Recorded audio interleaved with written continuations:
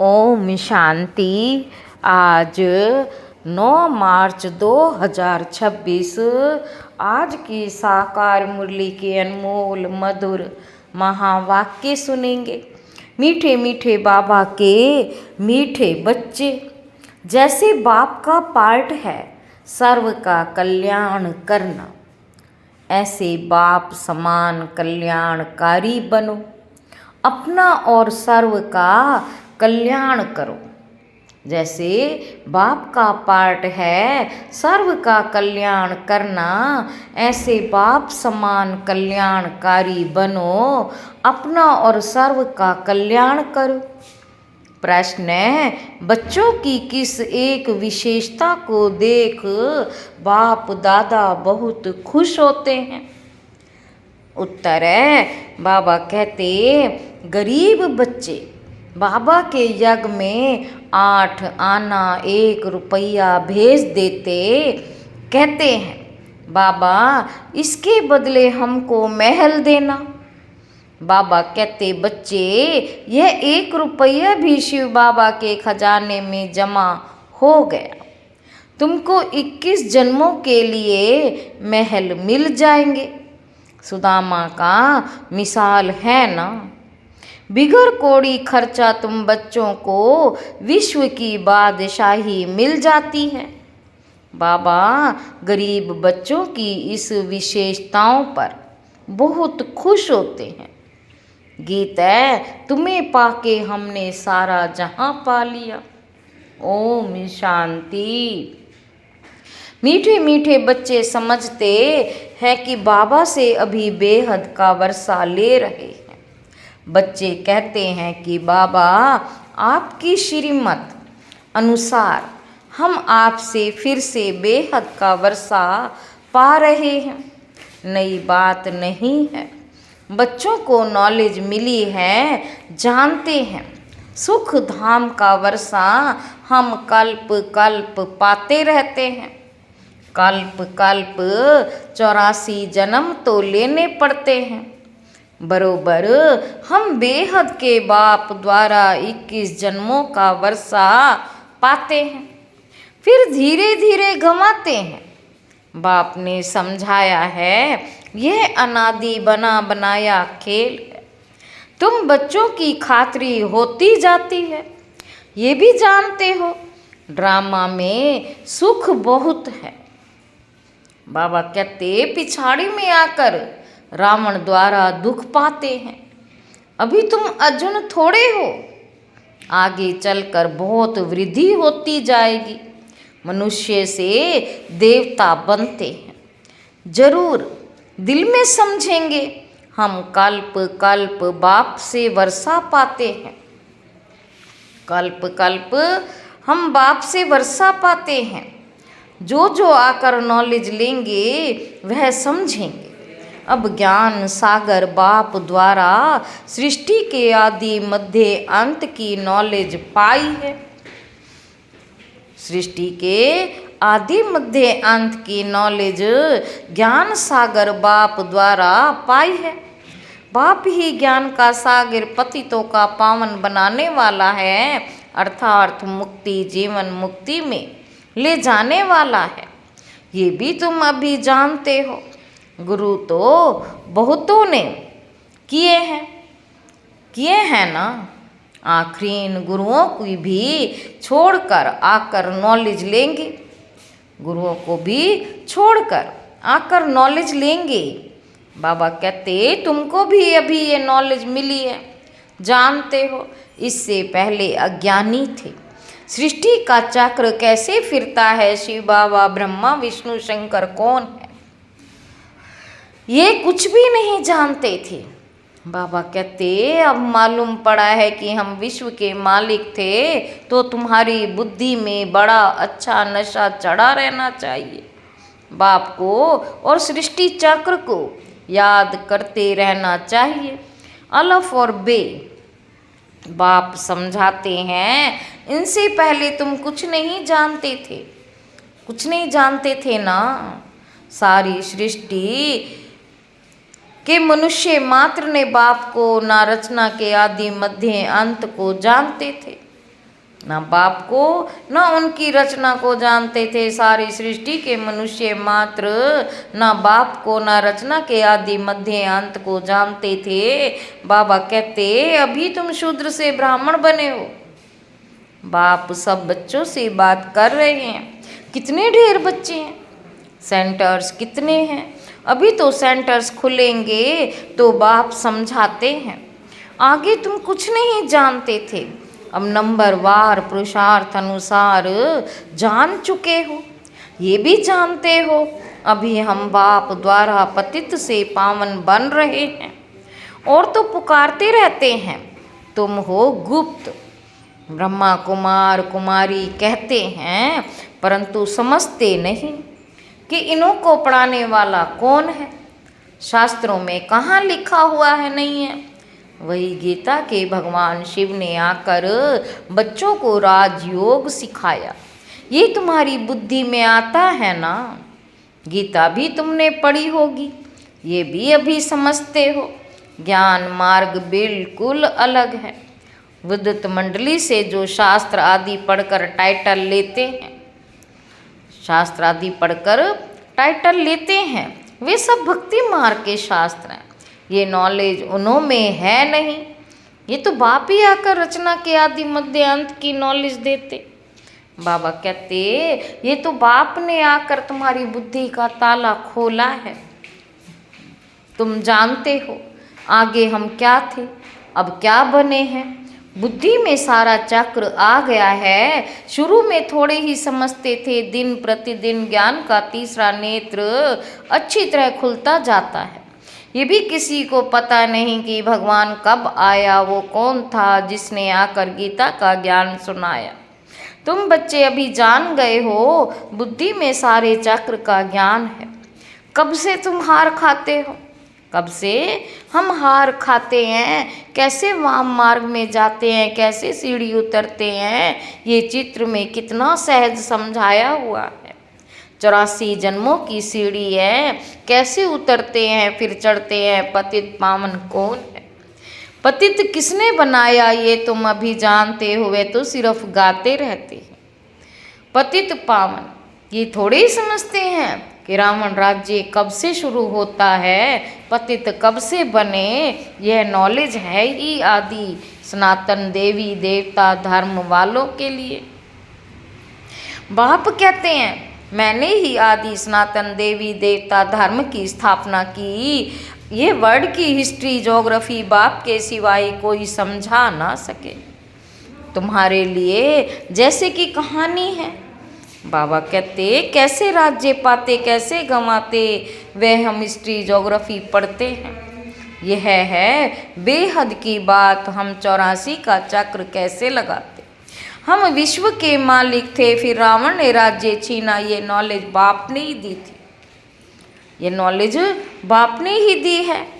मनुष्य दशहरा आदि त्योहार मनाते परंतु कुछ भी नॉलेज नहीं। जैसे तुमको यह नॉलेज नहीं थी, अब नॉलेज मिली, अब नॉलेज मिल रही है तो तुम खुशी में रहते हो। नॉलेज खुशी देती है, बेहद के नॉलेज बुद्धि में है। बाप तुम्हारी झोली भर रहे हैं, कहते हैं ना झोली भर दे। किसी को कहते हैं, साधु संत आदि को नहीं कहते। भोलानाथ शिव को कहते हैं, उससे ही भीख मांगते हैं।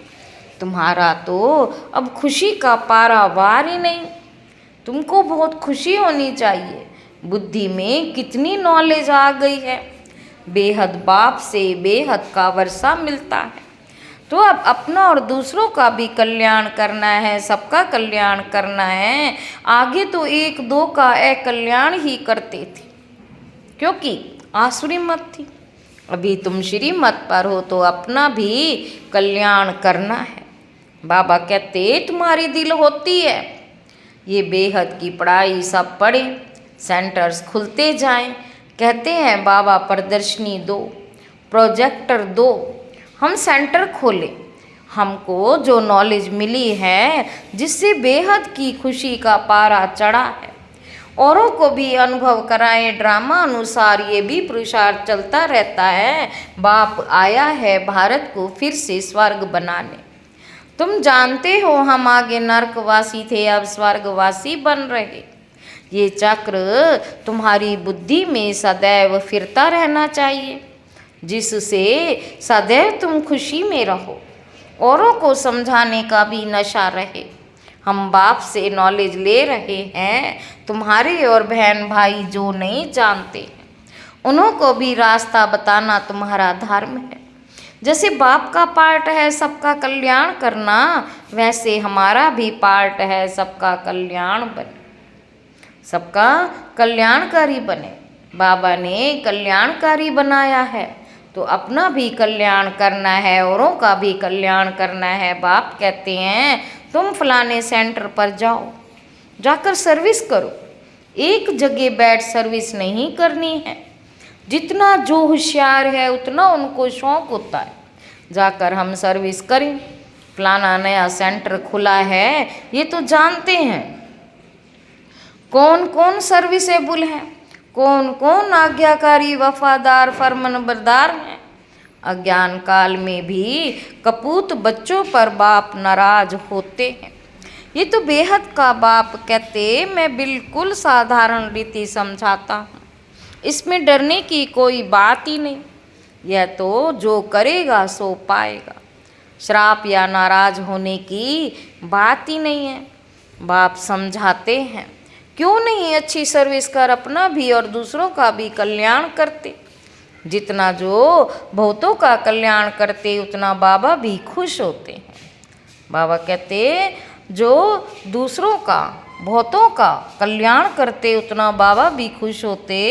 बगीचे में बाबा देखेंगे ये फूल कितना अच्छा है, ये सारा बगीचा है, बगीचे को देखने के लिए कहते बाबा हम सेंटर का चक्र लगाएं।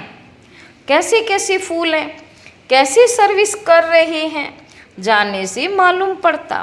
कैसी खुशी में नाचते रहते हैं। बाबा को भी आकर कहते बाबा फलाने को हमने ऐसे समझाया, आज अपने पति को भाई को ले आई हूँ, समझाया है। बाबा आया हुआ है, वे कैसे हीरे जैसा जीवन बनाते हैं। सुनते हैं तो चाहते हैं भी हमें भी देखें, तो बच्चों में उमंग उत्साह है, ले आते हैं। वर्ल्ड की हिस्ट्री ज्योग्राफी को जानना चाहिए। तुम जज कर सकते हो भारत सारे विश्व का मालिक था, अब तो क्या हालत है। सतयुग त्रेता में कितना सुख था, अब फिर बाबा विश्व का मालिक बना रहे हैं। ये भी जानते हो दुनिया में पिछाड़ी में बहुत हंगामा होना है, लड़ाई कोई बंद थोड़ी ही होती है, कहाँ ना कहाँ लगती रहती है। जहाँ देखो वहाँ झगड़ा ही है, कितना घमसान लगा हुआ है। विलायत में क्या क्या हो रहा है समझते नहीं कि हम क्या कर रहे हैं। कितने तूफान लगते रहते, मनुष्य भी मरते रहते, कितने दुख की दुनिया है। बाबा कहते तुम जानते हो इस दुख की दुनिया से बस अब गए कि गए। बाबा तो धीरज दे रहे हैं, ये छीछी दुनिया है, थोड़े रोज में हम विश्व पर शांति से राज्य करेंगे। इसमें तो खुशी होनी चाहिए ना। सेंटर्स खुलते रहते हैं, अब देखो सेंटर्स खुलते हैं, बाबा लिखते हैं अब अच्छे अच्छे बच्चे जाओ। नाम भी लिख देता हूँ जो दिल पर चढ़े रहते, बहुतों का कल्याण होता है, ऐसे बहुत लिखते बाबा। हम तो बंधेली हैं, अच्छा सेंटर खुल जाए तो बहुत आकर वर्षा पाए। ये भी जानते हो कि ये सब विनाश हो जाना है, तो क्यों नहीं बहुतों के कल्याणार्थ काम में लगा दो। क्यों ना बहुतों के कल्याण अर्थ काम में लगा दो। ड्रामा में उन्हों का ऐसे पार्ट है। बाबा कहते हर एक अपना अपना पार्ट बजा रहा है, तरस पड़ता है दूसरों को भी बंधन मुक्त करने, कुछ तो मदद करें, वह भी वर्षा ले लेवें। बाप को कितनी फिक्रात रहती है, सब काम चिता पर जल मरे हैं, सारा कब्रिस्तान हो पड़ा है।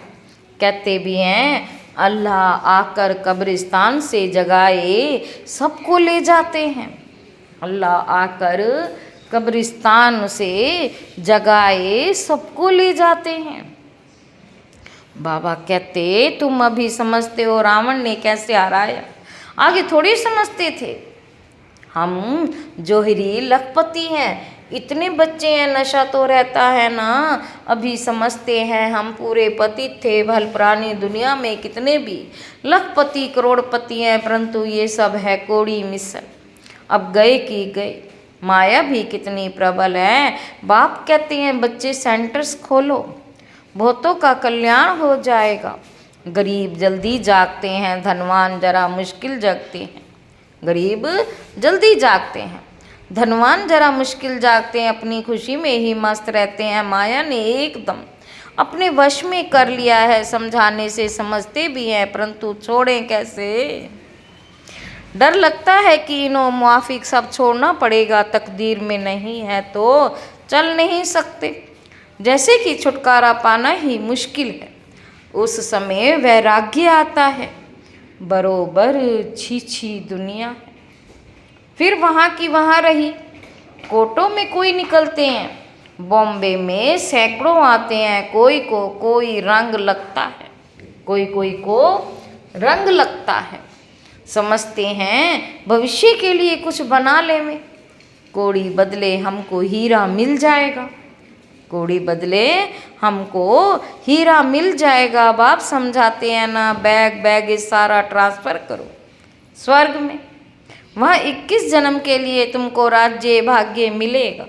कोई कोई 1 रुपया 8 आना भी बेच देते। बाप कहते हैं 1 रुपया भी तुम्हारा शिव बाबा के खजाने में जमा हुआ, तुमको 21 जन्मों के लिए महल मिल जाएंगे। सुदामा का मिसाल है ना, ऐसे ऐसे को देख बाबा को बहुत खुशी होती। बिगर कोई खर्चा तुम बच्चों को विश्व की बादशाही मिलती है। लड़ाई आदि कुछ भी नहीं, वे तो थोड़े टुकड़े के लिए भी कितना लड़ते हैं। तुमको सिर्फ कहते हैं मन मना भाव, बस यहाँ बैठने की दरकार नहीं है। चलते फिरते बाप को और वर्षे को याद करो, खुशी में रहो, खान पान भी शुद्ध रखना। तुम जानते हो हमारी आत्मा कहाँ तक पवित्र बनी। बाबा कहते जो फिर जाकर प्रिंस का जन्म लेंगे, आगे चल दुनिया की हालत बिल्कुल खराब होनी है। खाने लिए अनाज नहीं मिलेगा तो घास खाने लगेंगे। फिर ऐसे थोड़े ही कहेंगे माखन बेगर हम रह नहीं सकते। कुछ भी नहीं मिलेगा। अभी भी कितनी जगह पर मनुष्य घास खाकर गुजर कर रहे। तुम तो बहुत मौज में बाबा के घर में बैठे हो। घर में बाप पहले बच्चों को खिलाते हैं ना। जमाना बहुत खराब है, यहाँ तुम बहुत सुखी बैठे हो। सिर्फ बाप को और वर्षे को याद करते रहो, अपना और औरों का भी कल्याण करना है। आगे चल आप ही आएंगे, तकदीर जगेगी, जगनी तो है ना। बेहद की राजधानी स्थापन होनी है। हर एक कल्प पहले मिसल पुरुषार्थ करते। बच्चों को तो बहुत खुशी में रहना चाहिए। बाप दादा का चित्र देखते ही खुशी में रोमांच खड़े हो जाने चाहिए। वे खुशी का पारा स्थायी रहना चाहिए। बाप दादा का चित्र देखते ही खुशी में रोमांच खड़े हो जाने चाहिए। वह खुशी का पारा स्थायी रहना चाहिए। अच्छा, मीठे मीठे सीखी लधे बच्चों प्रति माता पिता बाप दादा का याद प्यार और गुड मॉर्निंग। रूहानी बाप के रूहानी बच्चों को नमस्ते। हम रूहानी बच्चों की रूहानी बाप दादा को याद प्यार और गुड मॉर्निंग। नमस्ते बाबा, नमस्ते, शुक्रिया बाबा, शुक्रिया। धारणा के लिए मुख्य सार पहला पॉइंट है, सदा अपार खुशी में रहने के लिए बेहद की नॉलेज बुद्धि में रखना है। ज्ञान रत्नों से अपनी झोली भरकर अपना और सर्व का कल्याण करना है। नॉलेज में बहुत बहुत होशियार बनना है। दूसरा पॉइंट है, भविष्य 21 जन्मों के राज्य भाग्य का अधिकार लेने के लिए अपना बैगेज सब ट्रांसफ़र कर देना है। इस छीछी दुनिया से छुटकारा पाने की युक्ति रचनी है। वरदान है, एक बाप के लव में लवलीन रहे, सदा चढ़ती कला का अनुभव करने वाले, सफलता मूर्त भव। सेवा में व स्वयं की चढ़ती कला में सफलता का मुख्य आधार है। एक बाप से अटूट प्यार, बाप के सिवाय ये और कुछ दिखाई ना दे। संकल्प में भी बाबा, बोल में भी बाबा, कर्म में भी बाप का साथ।